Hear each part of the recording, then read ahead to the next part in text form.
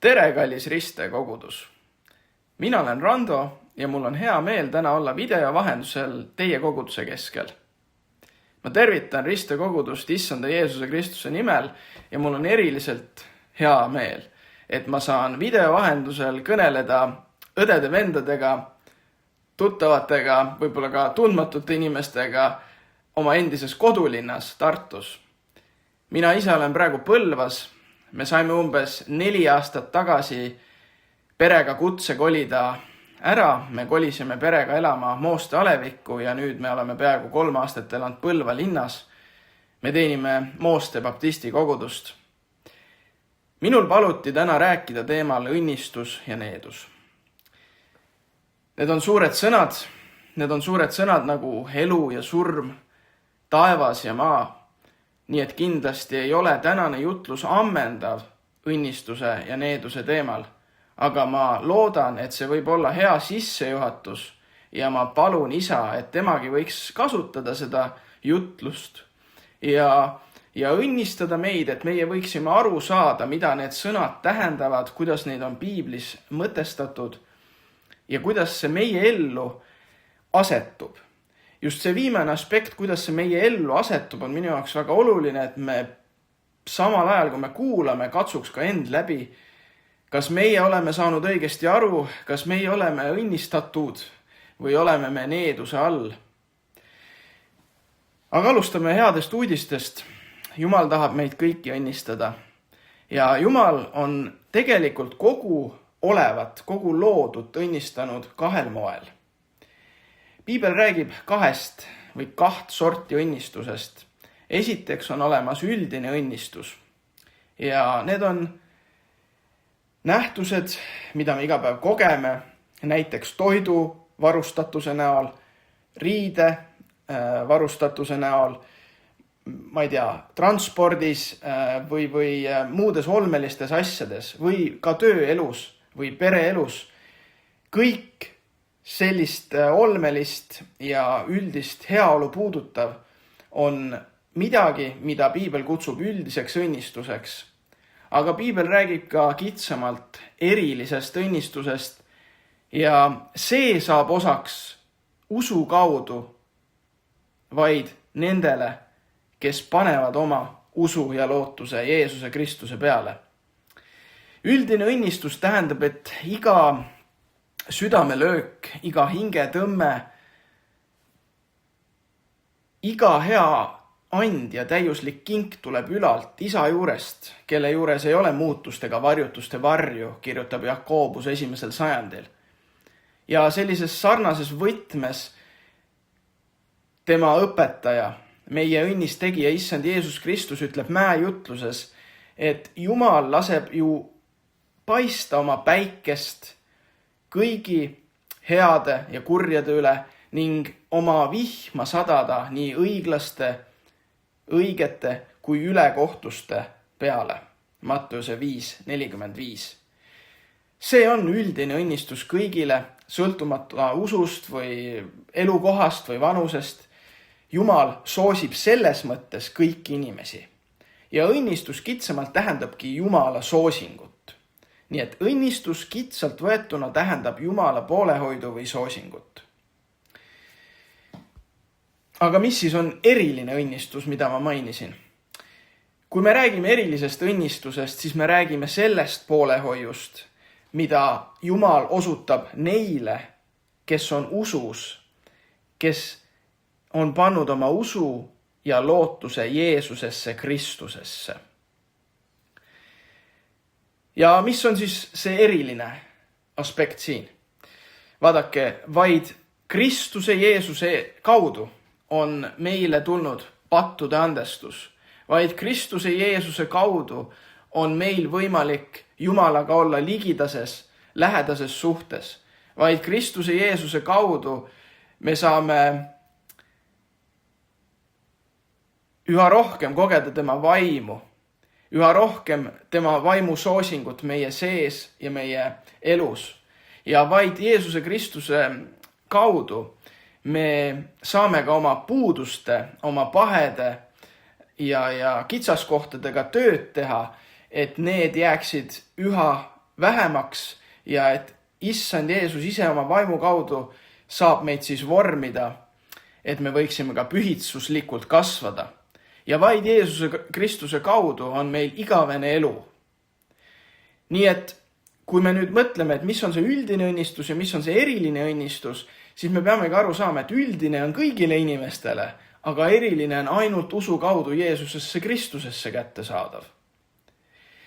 Ja eriline õnnistus on ka väljendatud piiblis paljudes kirjakohtades ja ma tahaksin lugeda täna neist mõned.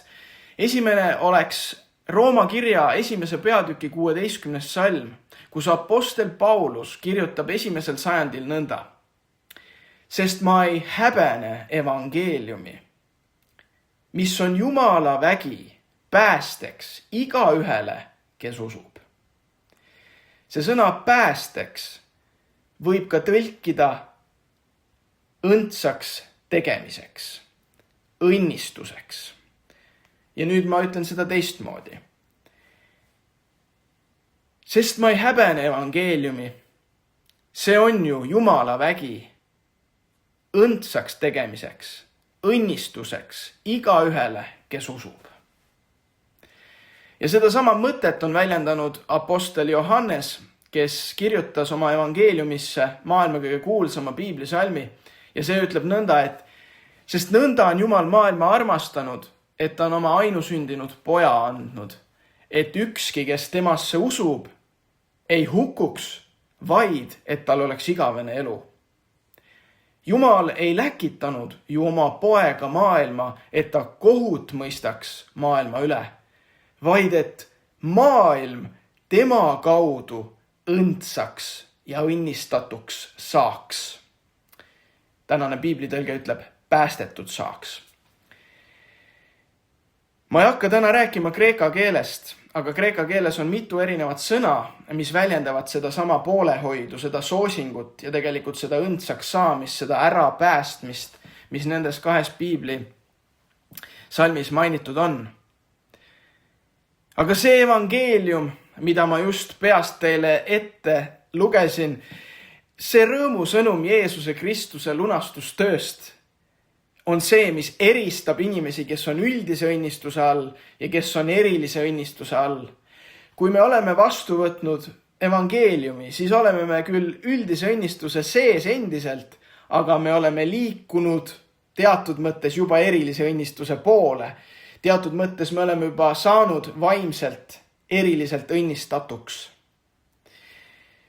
See rõõmusõnum ja selle vastuvõtmine eristab kõiki teisi kristlastest.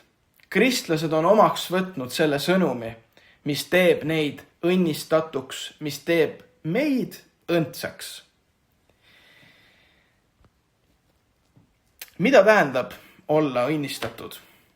Sageli mõeldakse õnnistatud olemisest kui sellisest kogemusest, kus sul on tervis korras, võib-olla isegi väga hea, kus sul on raha piisavalt, võib-olla isegi palju ja kus karjääri ja pereelu mõttes kõik sujub, võib-olla isegi lausa külluslikult õnnestub ja see eluviliga paistab teistele välja. Tõepoolest, selline unistuspilt on seotud õnnistatusega.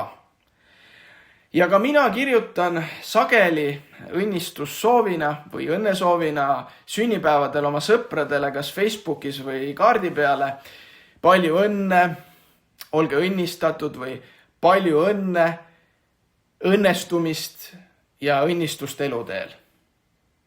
Ja kui ma seda teen, siis on tõesti minu palve ja südamesoov, et Jumal soosiks seda inimest. Aga vaadake nüüd, väga oluline täpsustus. Kui mina soovin kellelegi palju õnne, õnnestumist eludel, õnnistust, siis ei taha mina, et kõik tema südameigatsused täituks. Sest siin maailmas on ka üks probleem ja selle probleemi nimi on patt. Patt on haaranud kogu loodu, nii et see üldise õnnistuse maailm on nagu kägistatud ära patuneeduse sees. Ja see eriline õnnistus, mida Jumal Jeesuses Kristuses pakub, võidab ära selle patuneeduse. Ja täna kui ma nüüd rääkisin seda, kuidas mina soovin õnne kellelegi, siis ma tahan midagi üles tunnistada. Ma üritan tõlkida selle nüüd sellisesse keelde, mis oleks hästi lihtsasti arusaadav, mida mina mõtlen selle all, kui mina soovin kellelegi palju õnne, õnnestumist, õnnistust. Mina pean silmas seda, et Jumal soosiks oma parimaga seda inimest. Mitte, et selle inimese kõik südameigatsused täituks. Ja nüüd teistmoodi öeldes võiks see soov siis kõlada. Ma soovin, et sa peaksid nendes elu keerdkäikudes vastu, kuhu sa praegu oled sattunud. Ma soovin, et su iseloom muutuks rohkem Kristuse sarnaseks selles pere tülide rägastikus, kus sa praegu oled. Ma soovin, et selles eluhooajas, kus sul on koolis väga raske, sa tuleksid toime tänu Jeesuse Kristuse armastusele. Ja just see on õnnistamine, mitte needmine. See ei eita seda, et seda maailma, seda üldise õnnistuse maailma kägistab patuneedus. See hea soovlik mõte, et Jumala parim saaks Jeesuse Kristuse kaudu selle inimese elus tulla esile, on just nimelt õnnistamine piibellikus tähenduses. Üks palve, mille ma õppisin üsna varakult, kui ma tulin usule aastal 2013, oli umbes selline, mida ma siis palusin enda lähedaste eest, kes ei tundnud siis Jumalat ja kellest tänagi paljud ei tunne Jumalat. Ma palun, et see, mis sinu elus on Jumalast, kasvaks. Aga see, mis ei ole Jumalast, kaoks ja kui vaja, siis valuga. Seegi, sõbrad, on õnnistamine, mitte needmine. Mina soovin, et inimesed, kes elavad seal üldise õnnistuse sees, kuigi patu poolt kägistatud maailmas, võiksid saada osa erilisest õnnistusest, mis on Jeesuses Kristuses. Muidugi piibli järgi ei ole vale ju soovida endale head tervist, püsivat tervist, piisavalt raha, võib-olla isegi rikkust või karjäärialast edukust. Aga piibli järgi on elus palju olulisemaid teemasid kui need. Nimelt, Kristuse Jeesuse kaudu tegelikult me näeme, mida tähendab õnnistatud elu. Kui me mõtleme sellele, mida Kristus Jeesus 2000 aastat tagasi ristipuu peal tegi kõigi meie eest, siis me saame aru, et kõige õnnistatum isik siin universumis alandas ennast sellesse patu poolt neetud maailma, kägistatud maailma, ja ta võttis selle needuse enda kanda. Et meie, kes me oleme temast kaugel, võiksime saada talle lähedale. Et meie, kes me oleme patu poolt neetud, võiksime saada uueks, võiksime saada pühitsetuks, võiksime saada päästetuks. Ja loomulikult seda mõista, et õnnistuste mõõdupuuks ja ka tegelikult needuse mõõdupuuks on Jeesuse Kristuse rist. See ei ole lihtne. Aga see on minu tänane sõnum, et õnnistuse ja needuse mõõdupuuks, kui me tahame saada sellest teemast aru, on rist.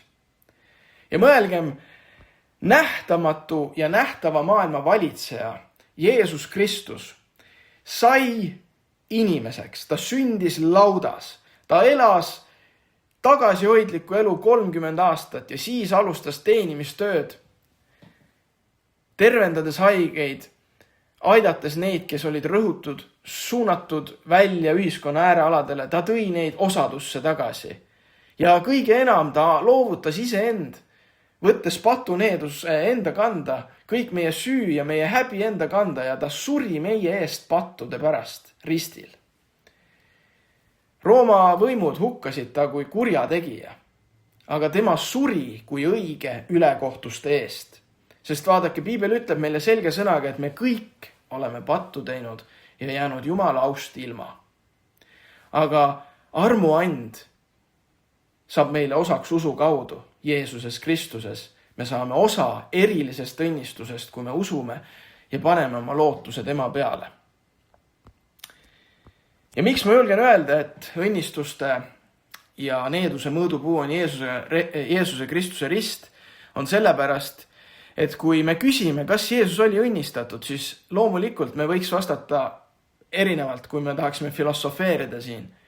Aga vaadake, just need juudid, kes tema ära tõukasid ja ka roomlased ja kõik teised, nemad ei suutnud oma mõistust ja südamesilmi selle ümber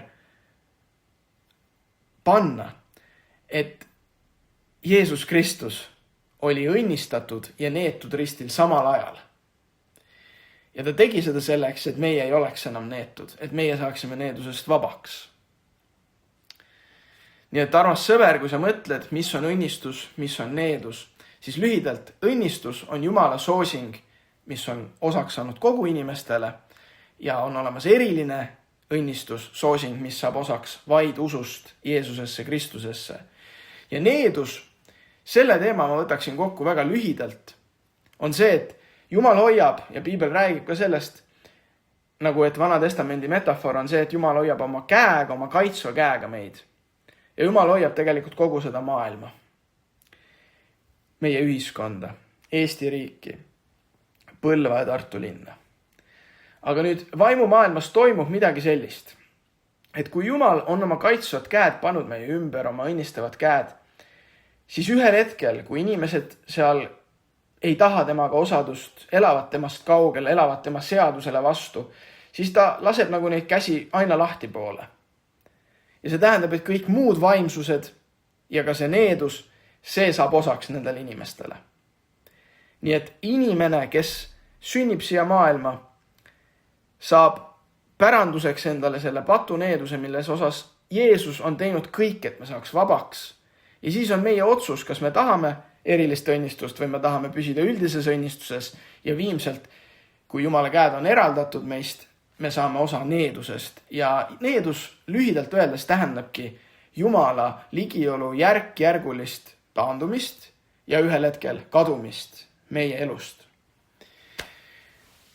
Nagu ma ütlesin, see video täna ei ole kindlasti ammendav sel teemal, aga ma loodan, et see annab sulle mõtteaine, et see puudutab sinu südant ja sa võid kaasa mõelda, mis on õnnistus, mis on needus. Aitäh kuulamast!